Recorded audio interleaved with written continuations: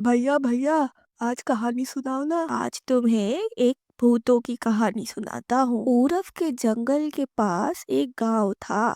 नाम था देवांगर। दिन में बिल्कुल शांत, लेकिन रात में लोग नदी के किनारे नहीं जाते थे। कहते थे वहाँ रात को एक औरत दिखाई देती है भीगी साड़ी में, और बस एक ही बात बोलती थी, मेरा लाल को किसी ने देखा है। उस औरत का नाम था सरला।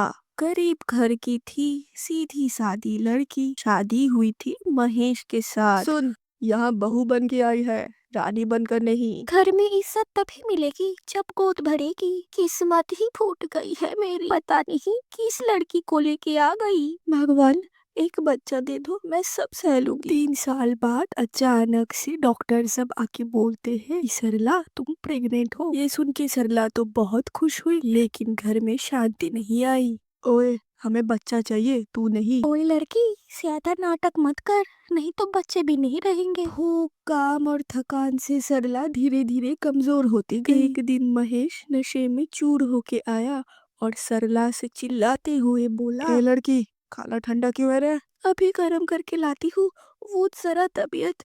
आ बेचारे की सांस वही की वही रुक गई और माहौल एकदम शांत हो गया। अरे नालायक, ये क्या कर दिया? पुलिस आएगी तो हम बर्बाद हो जाएंगे। अब इस मुसीबत से कैसे बचेंगे हम? एक काम कर, नदी के किनारे मिट्टी नरम है, वहीं दबा के आ जाते हैं हम। रात के अंधेरे में सरला को काली नदी के पास वहीं के वहीं दबा दिया गया और किसी को पता नहीं चला। अगले दिन जब महेश सो रहा था तो उसे लगा कि कोई उसके पास खड़ा है और धीरे धीरे उसके कान के पास बोल रहा है, महेश महेश, मेरा बच्चा कहाँ है महेश? उसने जब आँख खोला तो पाया कि भीगी साड़ी में मिट्टी से भरा एक चेहरा और पेट पर बहुत सारा खून लगा हुआ था। ये देख के महेश तो बहुत जोर से चीखा। अगली सुबह महेश और उसकी माँ दोनों की लाश उन्हीं के घर के सामने से मिली थी। उनके हाथ मिट्टी से भरे हुए थे, जैसे रात भर कुछ खोदने गए होंगे। आज भी देवांगर में लोग कहते हैं, अमावस की रात को अगर काली नदी के पास जाओगे